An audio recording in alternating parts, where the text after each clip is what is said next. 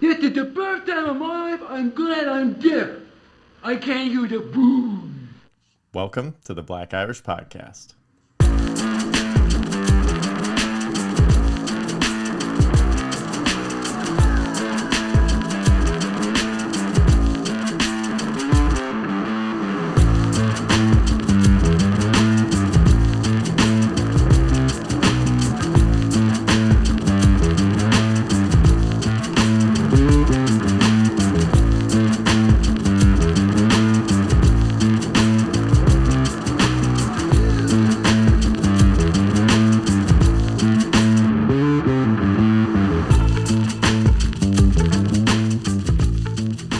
Hey there, and welcome to an all-new episode of the Black Irish Podcast with myself, Brendan McCorkle, and Mike Crawford. How you doing, sir?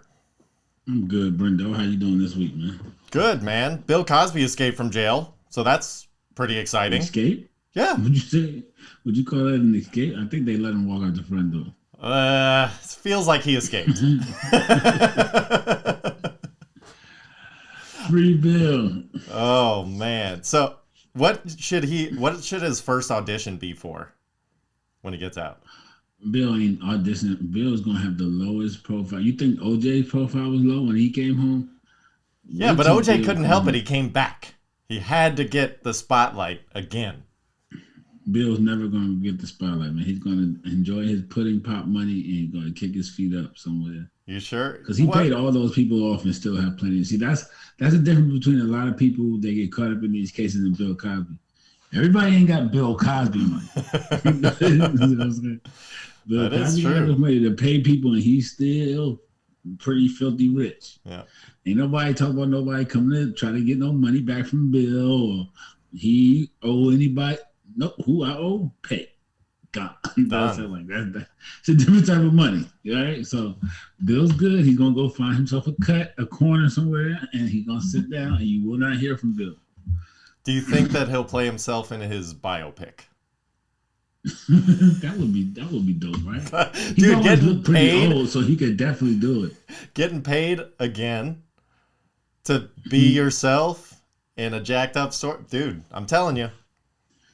That's a good. Hey, that would be a good come up. He's at least gonna write it, so he's gonna get paid for it. Well, he's gonna at least have his version. Yeah. But if he signs on to be a part of it, maybe he can control the narrative somewhat. You know. Hey, I don't know. What would they? Oh man, what would they call the Bill Cosby biopic? What would they call that? Oh, Jello, you're asleep again? The Bill Cosby biopic. That's a good. Hucks to be you. Oh. Well, on a lighter note, I did get a fountain drink for the first time in over a year by myself for lack of what other soda. What do you mean? You said fountain drink, bro. I'm in California, so what does that mean? That means that all of our crazy restrictions were you couldn't get your own fountain drink up until like a couple weeks ago. For real? Yeah, when they like officially released everything. I mean, it's obviously like business to business, whatever. Like it's up to them whether they do it or not. And I think honestly they probably are just like, yeah, no, it's it's almost like remote working from home. Like it's way easier if we don't let everybody do their own fountain drinks because we save money on the syrup and the soda and the blah, blah, blah, blah, blah. So we'll just give it to them. But that was kind of an exciting little, oh yeah, I forgot I haven't done this in a long time. So where'd you go? I went to a poke bowl place. Oh, no, I just wanted to ask about the fountain drinks. I want to know if everybody transitioning to like the one machine where you just push the screen and get any soda you want. I really don't like those. I really have an issue with those. Yep. What? What do you mean, what? That is the best thing ever. It's not. How? You're contaminating my flavors. You're telling me that somebody does cherry Coke and if I do Sprite right after it, it's going to be only Sprite? No, there's going to be residual garbage in there. I don't want it. No, they come out of different spouts. Hey, bro, do you really? Okay. No. How many spouts can they have?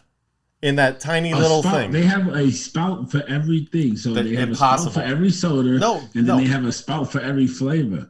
What are you talking about? And there's a thing in there that I know. rotates it. Okay, when you but pick. in the original screen, hang on. Let's break this down. So in the original screen, I get it. You can hit Coke, and then from there it's vanilla Coke, cherry Coke, blah blah blah blah blah. Yes. But it's like Coke, Pepsi, Sprite, or usually it's one or the other. But Sprite, whatever. But you're telling me how many of those are on there? How many different brands of soda are on there?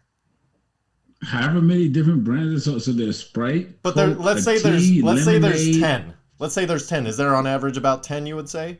Yes. Okay, so that's 10 little nozzles, right? Then you And have then all the one for every flavors: flavor. vanilla, blueberry, and Sprite has different alternate flavors than Coke, than But Fanta. they don't. But it doesn't mix until it. So there are little things that hang out the end I of the understand bag, that. bro. I'm still trying to get the Right? quantity of the tubes here. If you have 10 of those original, then you have what, 20 flavors? Dude, the nozzle is only the size of a silver dollar piece. Like, it's not that big. They have to be What do you cross-mixing flavors. They have to be. No, bro. It spins on a thing, and the tip of it drops into the thing, and then it squirts out into your cup, and then it'll lift out and spin, and then another one will drop. Oh, in see, and that makes spin, way more and it- sense.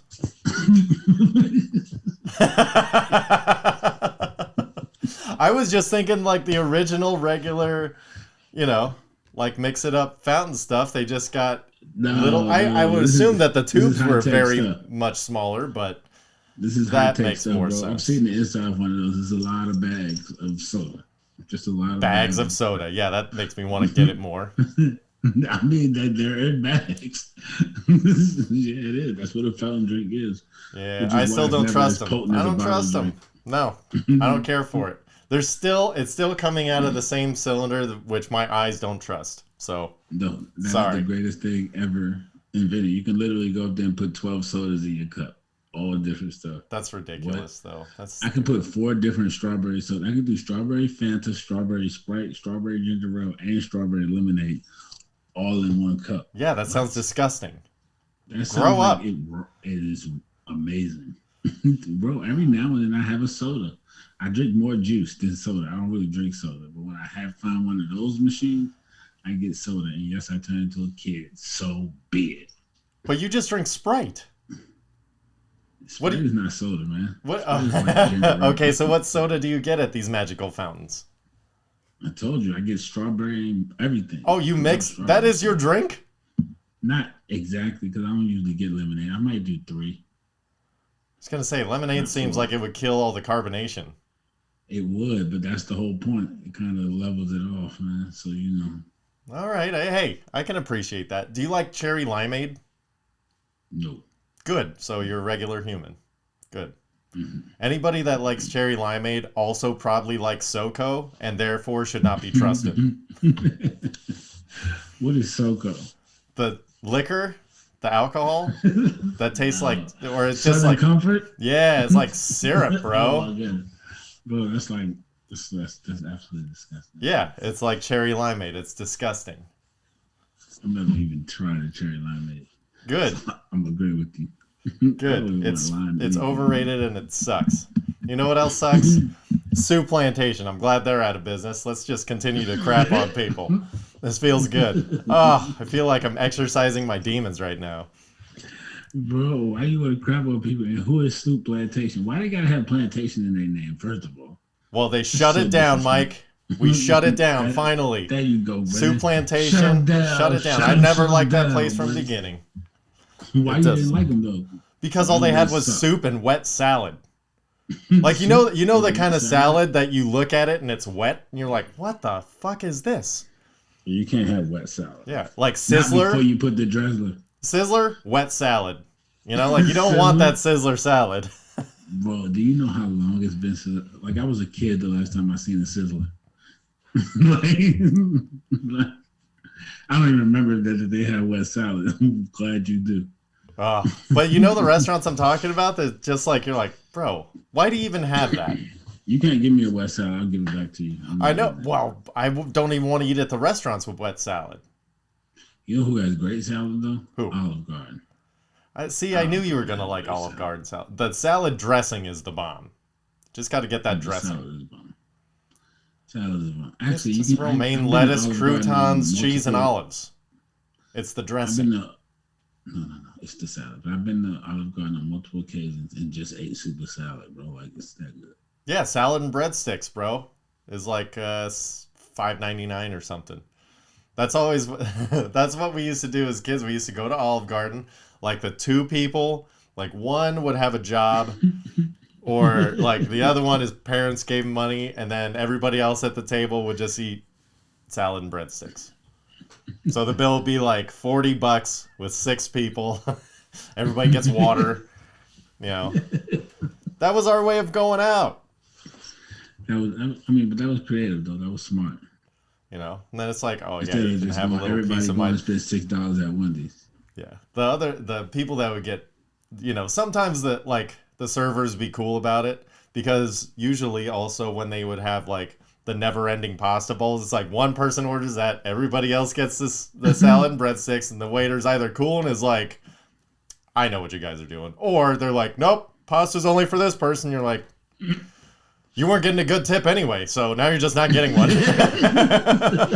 We don't have money, we're broke. The moment you leave, I don't care who you say is only for. The moment you leave, he's gonna give us some pasta. So yeah, exactly. So that was our little trick to the game. You know, that was our carpool restaurant situation. We had one driver and a bunch of passengers. At least you didn't dine and dash. No, I've never done that. I could Good job. I've never done that. There's been a couple of times where I think I've probably done it on accident, maybe once or twice. Like leave and be like, "Did you pay?" Oh, well, I'm not going back in. Like I'm sure that's happened. But no, I've never dined dash. Do you do that? No, I don't do that. I've done it. Yeah. I'm a kid for the project, bro. I've done a lot of stuff you probably never done in your life. I've had friends that have done it, and like I've put down money for my meal and left, but I'm always gonna pay for my meal. Like I just am. I've had it one night where the restaurant ended up charging somebody for our meal, and we didn't even leave. We were outside, and so the restaurant ended up charging. I guess 2 of my homies were leaving, so they went to pay for their meal. And the restaurant charged those 2 dudes the whole table. So when we went back inside, we were like, "What's up?" They were like, "Oh, it's already been paid for." Like, what? Okay. Nice. We're out of here. Or round 2. Come and find out, he told us that like next Monday at work, like, man, they charged me for y'all food. Like, what? Did you pull well, they charged us too, so I don't know, man. I don't know what happened, man. What you mean they charge you? What you want to look at my card, bro? Like they charged me for my food. Pay attention to your receipt, bro. Pay attention to your receipt, bro. Don't just be signing stuff. I had a buddy that used to, he was a server, and he used to put like the, you know, if you have a party over 6, 8, 10, whatever, it's automatic gratuities included. Yeah. He would just do that. And if somebody caught it, be like, oh, that's just how it comes up on the receipts or whatever, and then that would be his tip. But if nobody looked and they didn't catch it, he's got double tipped all the time. Because they would just sign the check, leave a tip, and then he got double tipped. Well, now you have to pay for a COVID cleanup, so people looking at checks now. Yeah, well, he's not a waiter anymore, so I think he skated out the game just fine. Extra $10 just to sit in your restaurant. Yeah. And you know, why did restaurants have like motivational signs above the urinals and stuff? Why?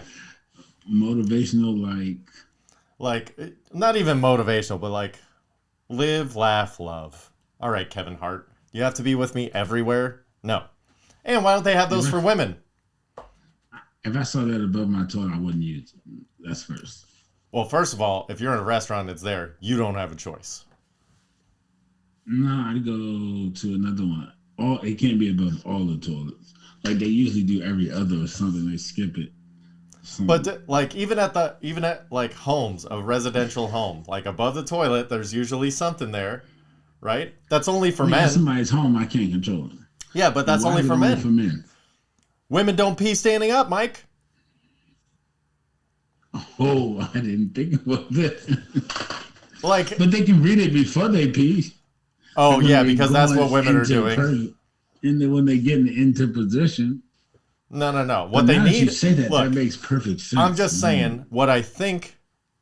I'm not saying get rid of those signs, even though I think they're dumb. I like what, like Buffalo Wild Wings does. Recess a television that's always on ESPN in there. I like that. But you could also put like a mirror across from the commode when you're doing your business. That way women can look at the sign, albeit it'll be backwards. But come on, you know what it says. And number 2, they could do their makeup if they want a little refresh. But here's the thing. Duplicative purposes. Usually women are the ones who decorate. So do you think they even think about that when they're putting Maybe that's why they're always mounted right there. It's like, pay attention to this one, dummy. I put it right where you're at all the time. Try not to pee on it. Maybe, I don't know. Just think it's odd, man. Now I'm gonna delve deeper into that in my mind. Speaking of which, do Psychoanalyze. you have a nickname for your wiener? What the fuck is that?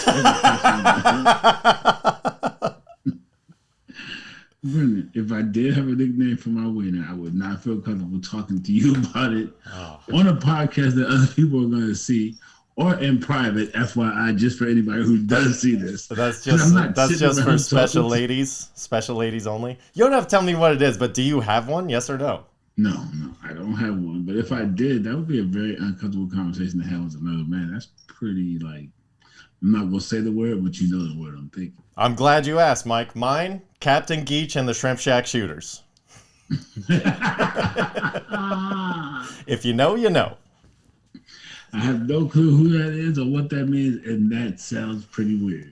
Oh, but, you know what else is weird? Last night I used my dog as a silencer for my fart. Because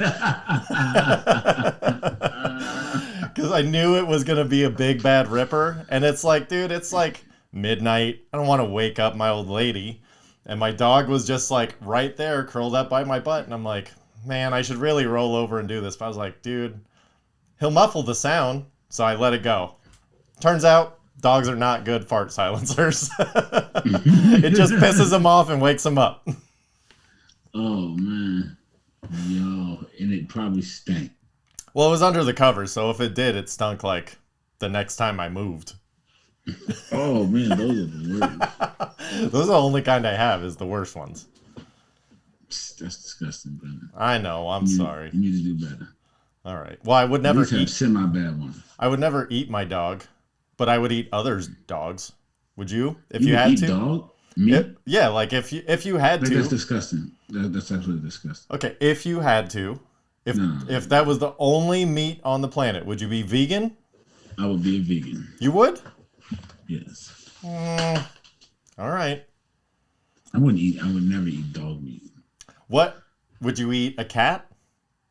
No. Would you eat a lizard? Eat anything that's pet. A lizard? No, that's pet. Man, that's fish? Weird. I don't eat fish now. Okay, if there was only fish, no land mammals. And the ones that are pets, I wouldn't eat. Like, ain't nobody got no tuna as a pet. Like, yeah, I guess that's true. You can have crabs as pets, lobsters, frogs. Frogs, big time. Who has those? I don't know. I don't eat frogs. Frogs, that's a French thing, but it's... And I don't really eat crabs. I eat shrimp and crab legs. So you can still have the crab, keep them alive. Oh, man. Do like the... gosh, I don't want to ruin it. But they're indigenous people of the United States, and what they used to do, they would... I'm sure a ton of people used to do it back in war and stuff, but they would dig a ditch for the prisoners, and they would just cut off limbs and cannibalize. Like, they would eat them, but they would only eat sections of them to keep them alive for longer. Oh, awful stuff. Well, why would you bring that up right now? Because it was kind of apropos. All right, fine. Would you eat a penguin? Penguins aren't pets. No. Why? A penguin. Like, what would be penguin? Like, that's probably all fat. Like, that's just. I bet penguins are delicious, bro. Sorry, Jess. That doesn't sound right. I'm just saying, like, okay, out of all the animals that we don't eat, what would you be the most comfortable eating if all the ones that, like everything went away except for all the stuff that you don't normally eat? What's something that's on the why would you ever eat that? Like a zebra. Would you eat a zebra if you had to? No, that sounds weird too. I know it sounds weird, Mike, but it's food. Stuff that we don't usually eat that, yeah. I don't know. You wouldn't eat lizards, you wouldn't eat fish, you wouldn't eat dogs or cats. Chickens are pets. You eat chicken all the time. Chicken? Who got a chicken as a pet? Tons of people. No. The future farmers of America. I'd eat like some lion or tiger, I guess. Okay, I see where your head's at. So you don't want to eat something that has no chance against you bare hands wise. What? Well, I mean, a penguin you would kill. I'm just talking about something that is close to the stuff that we already eat. Like, what's close to a horse? A zebra. Tiger. I guess you're right. A zebra is the closest thing to a horse, which people have as pets, but is not a pet. We don't eat horse. Why did I even say horse? We do eat horse. Cow. I don't eat no dang horse. I know you don't, but people do. Nobody I know eats horse, Brendan. Like, nobody eats horse. Right. Nobody eats these wild things. Like, people eat pig, so I couldn't say anything like a pig. Okay. What about a boar? A hairy pig. Would you shave it and eat it? A bull. People don't eat bull. I'll eat bull. That's a all right. Cow, okay. So I'll eat bull. There we go. Mike's going to eat something. He's not going to die in the desert of nothing.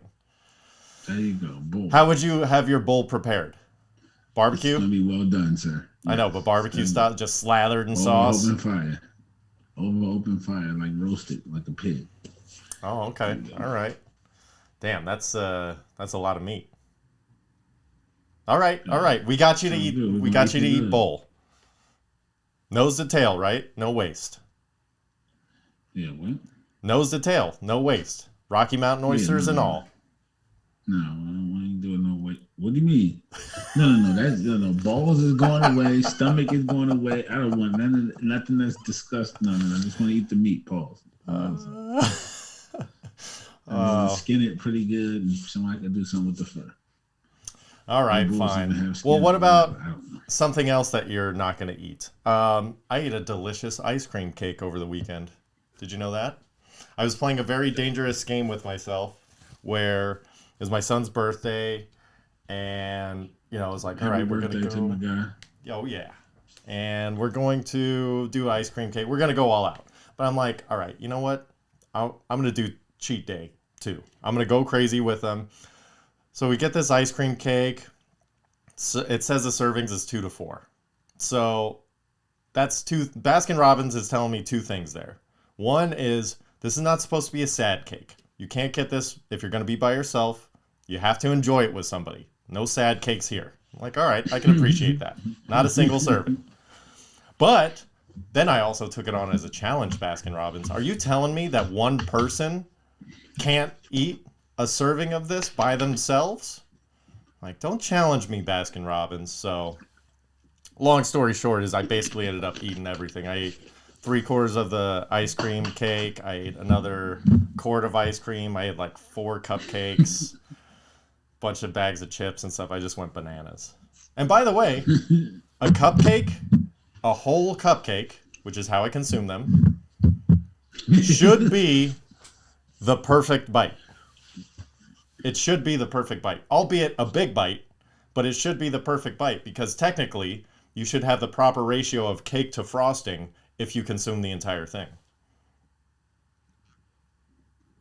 No?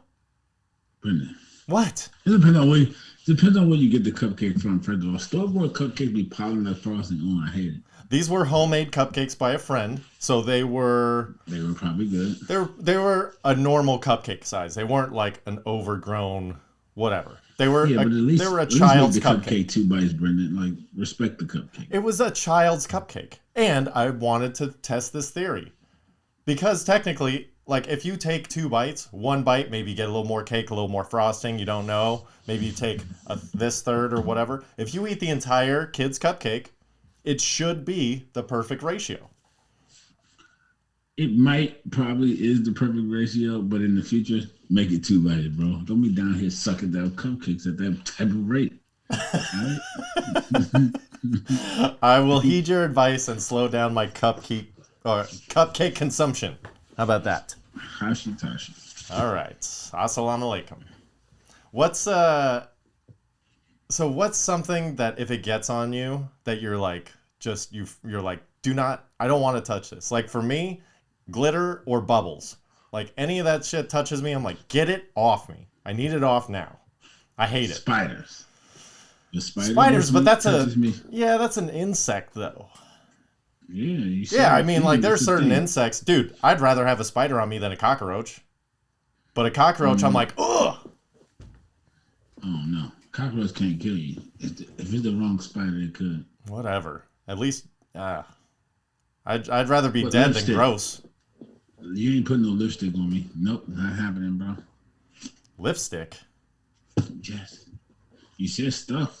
Lipstick. If someone tried to put lipstick on me, it's a no. It could be my mama, my grandmother, rest her soul, my aunt, a girlfriend, a cousin. I don't. Not even on your hand. Not on my hand. Not on my cheek. Not on nothing. Now that you mention it, no lipstick on me. I don't like lipstick very much. It's good for pictures. Be trying to kiss me when she got lipstick on. Yeah, that is a bummer. I'm having to tell her like, nah, ma. And then you got to wipe it off in front of them, make them feel bad. Yeah, no, I don't do it anymore. I just kiss her. Nope. Oh, that's good. All right, so lipstick. Yeah, that one sucks.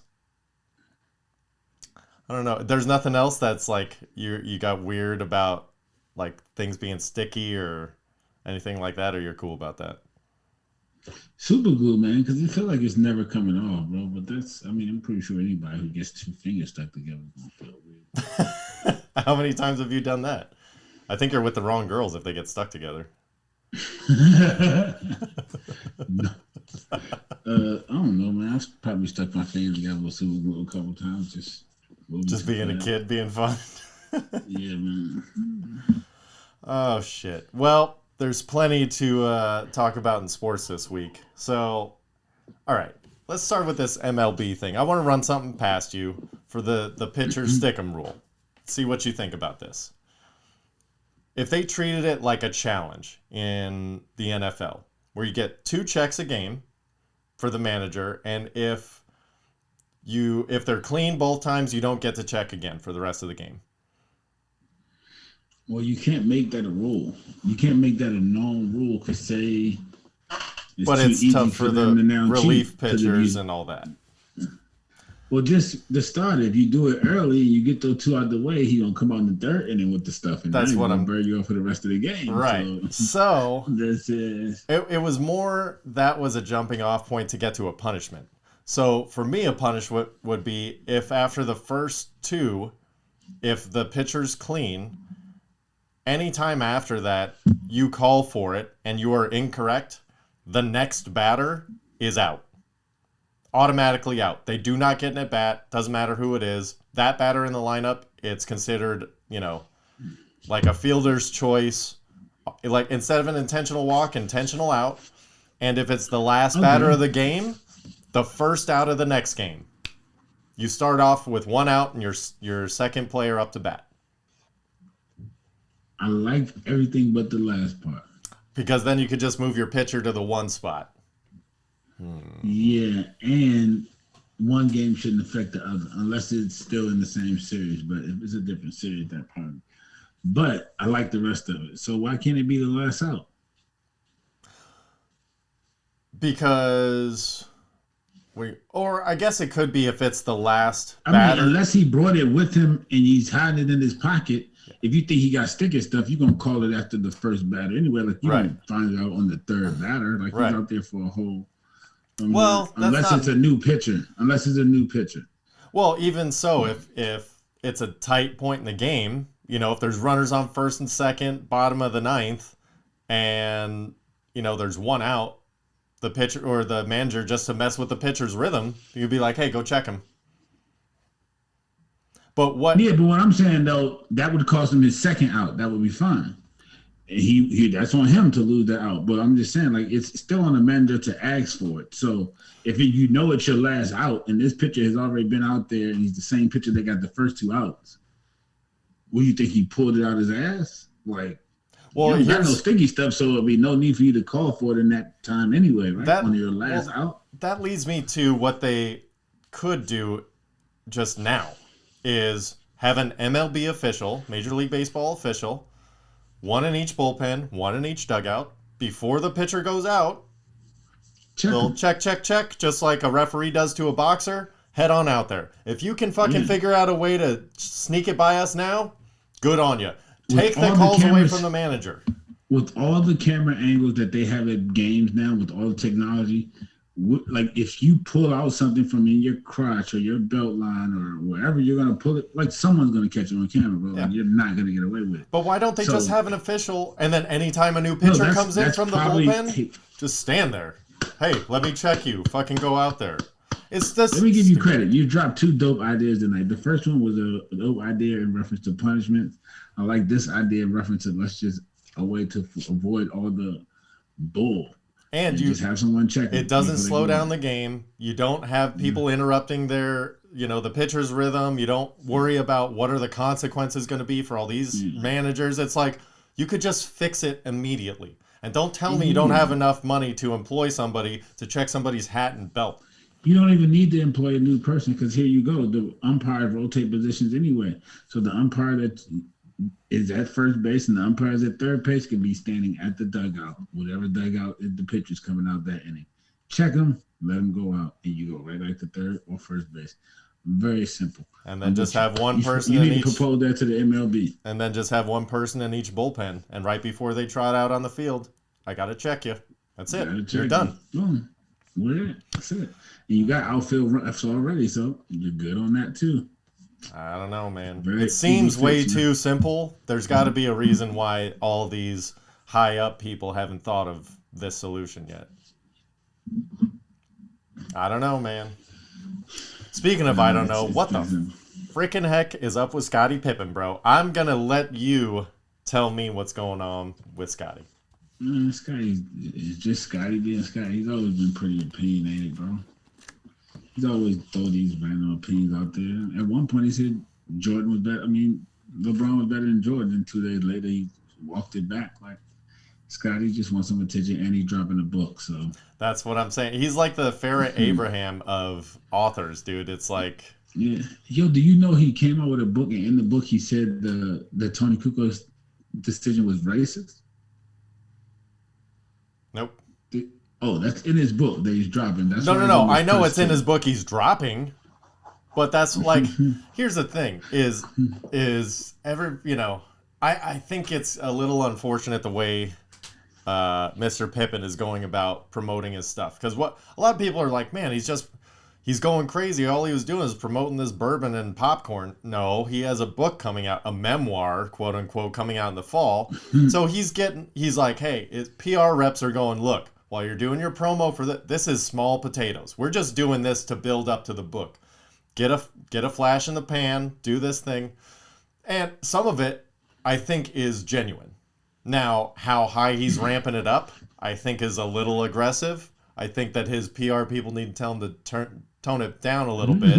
We're not selling the book yet. We're still only trying to sell bourbon. Wait till that comes out. I believe he actually wrote that in black and white, bro. Yeah, I mean, I understand why he's upset about it, but, it's nothing to be upset about, bro. He was having a good game. He had already hit a buzzer beater jump shot. That's it. In a previous game, and this wasn't to win the game. It was to tie the game, Scottie. I know. It was like, bro, he called a play. You ain't Michael Jordan. You're Scottie Pippen. You better stop acting like you were a one. You were a one. You were a good number one for that one season. You had a great season that almost resulted in MVP. We'll all give you that. But you're Scottie Pippen for a reason. It's Scottie Pippen's and it's Michael Jordan's. You ain't that, buddy. Stop it. Stop it. You never were that. You were some little dude from Arkansas that got lucky that they got teamed up with Michael Jordan. But dude, like, let's stop it. I hate it. I hate the narrative, man. I hate the narrative. I hate what he's doing in the field by saying that. Because, I mean, no one's going to listen. Listen, Phil's coached some of the greatest African-American basketball players, and they all love him. So we're not even going to address this race, but the fact that you actually went there. I guess you had to find a reason to vindicate it of why you, who came up second place in MVP voting, didn't get the chance at the final shot. You know why? Because Phil probably knew your mental fortitude and knew you weren't built for that because you are a Robin, buddy. You were the Batman. You never were Batman. At least Kukos came from a place where he was Batman. When he came from Yugoslavia, he was the best Yugoslavian basketball player. He was their Batman. So he was used to playing the Batman role. You had never done that before, buddy. Yeah, it's unfortunate that, like, had he felt this way, all right. And why is it taking you 2.5 decades, bro? Oh, because now you have a book. And that's the thing that kind of I'm like, listen, dude, I get it. I get that you gotta PR however you can. But the fact that, he's one of those guys that I don't appreciate their mentality in life. Their mentality in life is, well, I didn't get what I wanted, so I'm going to ruin it for everybody else. If I don't get what I want, nobody gets what they want. So basically what he's doing is, look, you're telling me that I wasn't good enough without Michael? Well, guess what?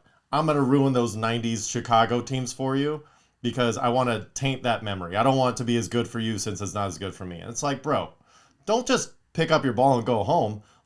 And then be upset that everybody else decided to play freeze tag instead, so now you want to come back and be mad. No. You decide to go. Have balls. He doesn't have a set of corners. His wife has cheated on him multiple times, and he just let her come home. Come on home. Future, come on home. Another NBA player, come home. Like, bro, that's why he write these books and make these made-up stories. Like, yo, because Scottie Pippen is soft as Q-tip cotton. Well, the other thing that I'm kind of curious with him about is, since it has been 25 years, maybe that story wasn't that big of a deal, 20 years ago, but sitting around with his homies or talking to media or whatever, like the story, like one line gets added here, one line gets added there. 25 years later, he's on Dan Patrick's show going, oh, come on. He's talking to the camera. Phil's racist. This guy. And you're like, whoa. We thought you were selling bourbon. And he's like, no. Let me tell you why everything is ruined. Why everybody should feel the way that I feel. And you go, no. How about you just feel that way, Scottie? And now, unfortunately, everybody's going to think of him, even if Phil was racist, even if Michael was rehearsing and talking to the camera, and this was a giant show that Scottie wasn't involved in. Like, don't be mad, bro. What's your problem? Yo, it is so sad, man, how people get, but people do anything for attention. That's the weird thing. But, does he need the money for it? Because there's no way he's going to have a better selling book than whoever he's chasing. Well, he didn't get paid a lot of money in the NBA career, but I'm sure he made plenty off the field and being Scottie Pippen. That's kind of what I was thinking. Unless he needs the money, why would you go so hard in the paint on this? Or is this his last stand? Look, I'm going to say my thing. I'm going to sell my book. I don't think he's ever actually gave a reason why he thought it happened. I think this is this is what he's going to claim he's been sitting on for all these years. This is what he came up with. Yeah, well, you know what? Too late, buddy. That's the thing is after it's all the other stuff, buddy, that's went down, and this is what you came up with. And this is what he's going to be remembered. All of these, the new generation that didn't get to see the 90s Bulls, didn't get to see, wasn't excited to see your team get their ass whooped by Michael Jordan. That was part of the deal. All of this new generation, these basketball fans, that's how they're going to remember Scottie Pippen. Oh, was that little bitch that was talking shit on the way out because he was sad? That's how they're going to remember Scottie Pippen, who was the best two of the 90s. That sucks. Way to go, Scottie. Legacy averted. Oh, man. Oh, well, other fantastic 90s hoopers. So did you see that Penny's bringing in Larry Brown to Memphis for college hoops to be his assistant? Yeah. Does that mean That Memphis should is be going to interesting. be really, really good in like 2 years? I mean, they were pretty good this year, but they lost the number 1 pick, so that's what happened with that. But I mean, he's been recruiting well, but they're a different type of coach, so that's gonna be weird. Penny's pump you up. You fight, run through a brick wall for me. I run through the brick wall for you type of coach. Larry Brown's a tear you down, then build you up type of coach. See, I wonder if I mean, it may be the perfect yin yang, you know. It may be like he's bringing in Larry Brown for the fundamentals. Like, listen, kid, does your right hand not work properly? Like, this is how you need to do it, and this is where you need to be.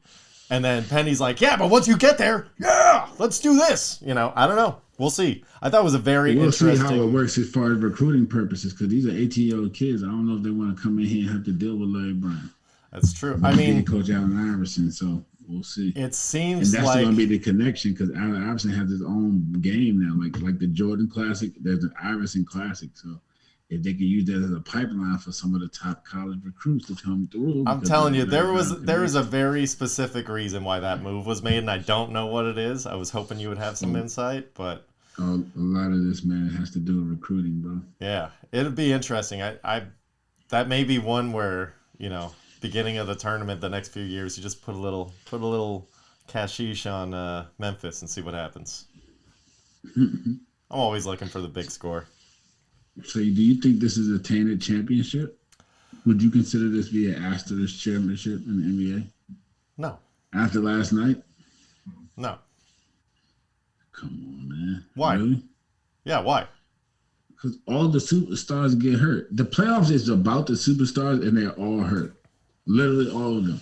Because Devin Booker is not literally superstar status yet, and Chris Paul is a superstar, but I wouldn't consider him the number 1 option on his own team. I guess he's technically a superstar. He is the biggest star on his team, but Chris Paul, I mean, I love him, but he's always going to be a 1B superstar. He's not a 1A. Yeah, exactly. He's always going to be the number 1 player. So with all the 1As that have been hurt in this. So what? Asterisk, like nothing. You play who's in front of you. I guess you're right. It's a weak championship, though.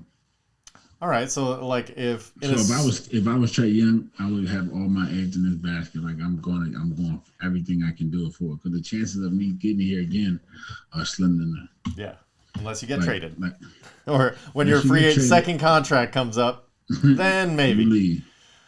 Because otherwise, this is the year that you can still win, and no one can take it from you. So I'm with you on that.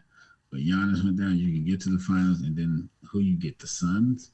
It's pretty even matchup. You can go. Maybe the Clippers, but I don't know, man. It's gonna be tough for the Clippers. It's gonna be tough, but the fact that they're still hanging in has got to be a little scary. Yeah, I mean, I want them to do well. I'm a Paul George apologist. He sold me years back in Indiana, and I've been sold ever since. So I fight for him. I wanted to see him. I liked him in Indiana as well. I keep fighting for him too. But I mean, that's a lot for somebody who hasn't been the number 1 option to just, you know, put it on their back and go. Yeah, but he's always been the number 1 scoring option, which is it's just that he lost some of his playmaking duties in Oklahoma City because he had Russ. Well, that's what I'm saying. It's been a while since that's been his role. Yeah.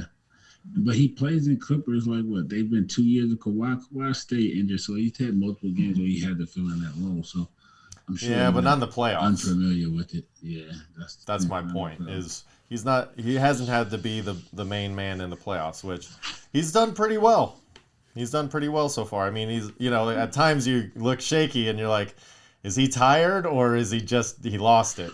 And then, you know, he'll catch back and come back. So we'll see. But I want to go back to Trey Young. I text you over the course of the last week, and I've done a 180 on Trey Young. Like, hey, let's go, kid. Like, the confidence that he has and the fact that he's not scared. I'm like, That's okay, it, man. you officially have sold me because I want the guy that's not scared. You can't be scared to fail, man. I want the guy Like Ben that Simmons. makes the last shot 80% of the time and is afraid to take it 0% of the time over the guy that makes it 85% of the time and has zero confidence about it going in. You know, like, yeah, I'll shoot it. We'll see what happens. I'll take the guy that wants the ball every single day. Yeah, Ben Simmons killed me with that this year. Now, do you think it's his head? It's definitely his head. Okay, because last time we talked Ben Simmons, you said you weren't sure. He wouldn't shoot it at all. Like it's his head.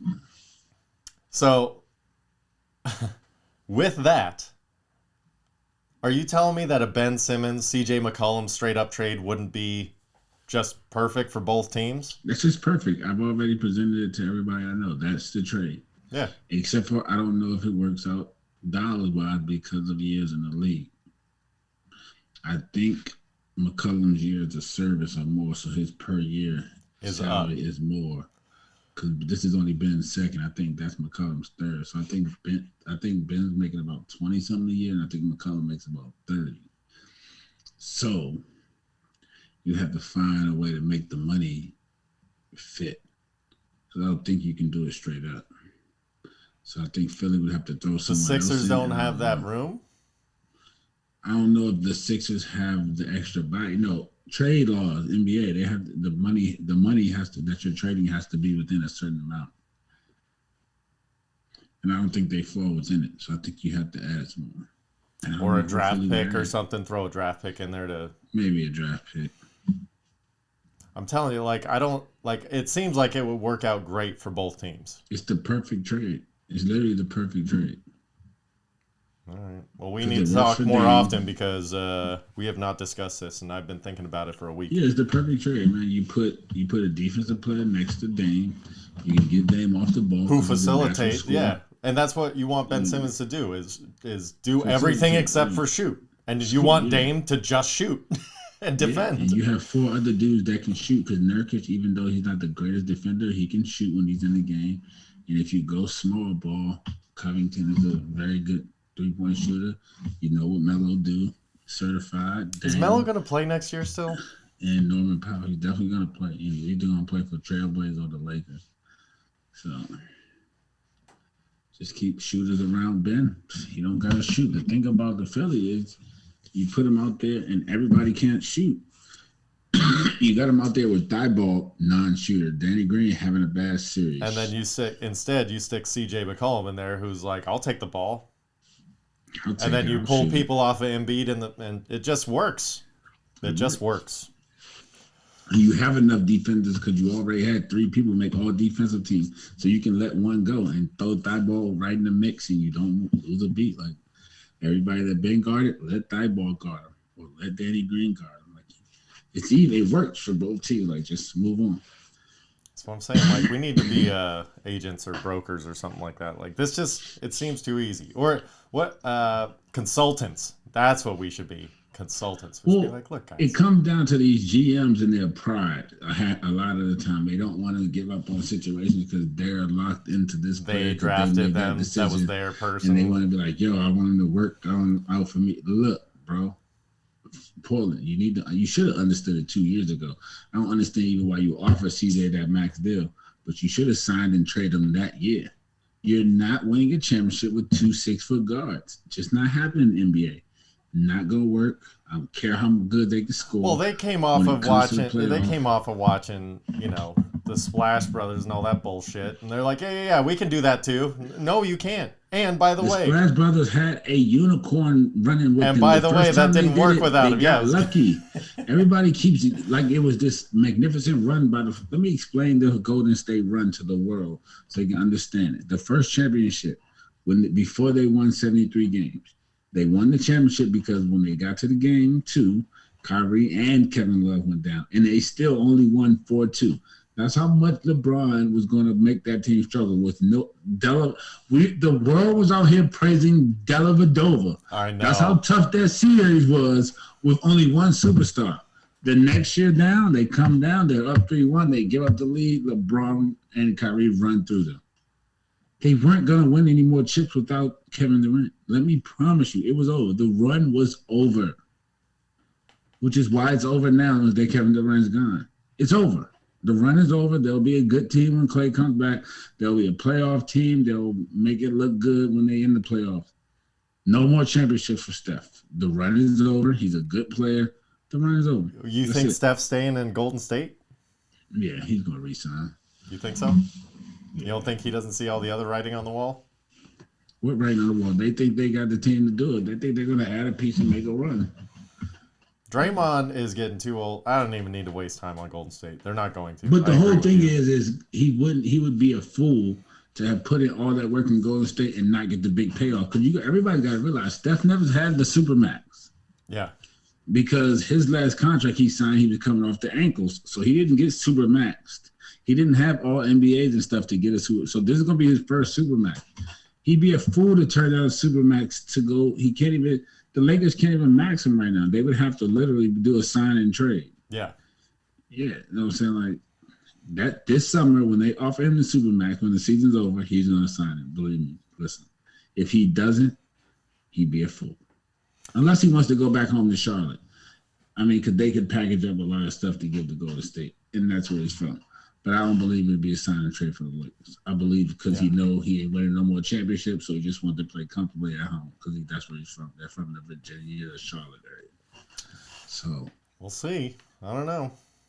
But I think they're going to re-sign him and give it a run with Clay. I think they're going to put it, unless they find. See, that's the problem. Is I think I am agreeing with you. I think that they think they're better than they are. I think they're pretty good, but like I said, I don't believe you can win it with 2 6-foot guards, even though Clay's a legit 6'7", unless they find a legit wing. Because I think your boy is good. I think Wiseman's going to be pretty good. Him and Draymond are going to, but they don't have a wing score. Like, you need a legit wing in this league, man. I don't care. You need a legit wing. But if they go sign somebody, let's say they make a trade for like Siakam, they're back in championship contention. They're gonna they find a way to package maybe Wiseman and somebody, their draft pick this year for Siakam, and you got Clay, Steph, Siakam, and Green. But that's the point, is you still need somebody else. You still need another Yeah, they piece. need another player though. Yeah. They can't do 3. They need 4 players. They need a 4-piece. Most people going in with 2 now, maybe 3. They need a 4-piece.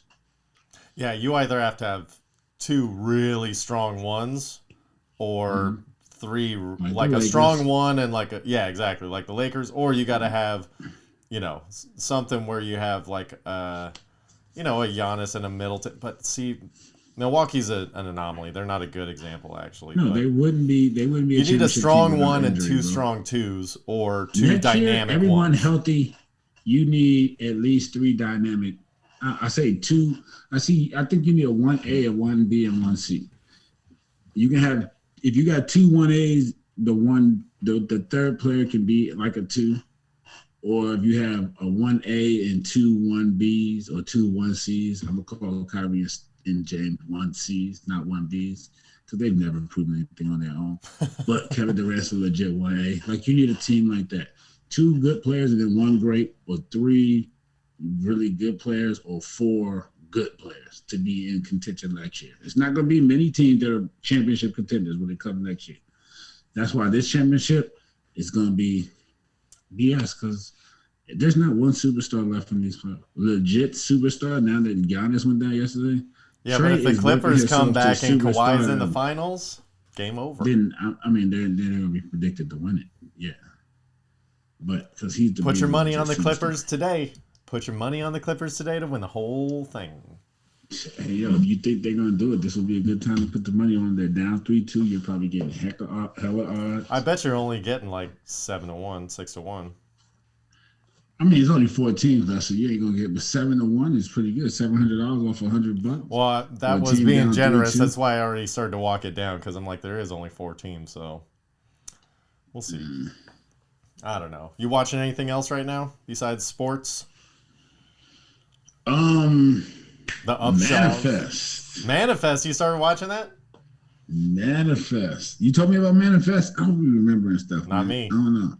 Oh, I'm asking. Oh, I thought, because you said I started watching that. I thought that might have been something you told me about.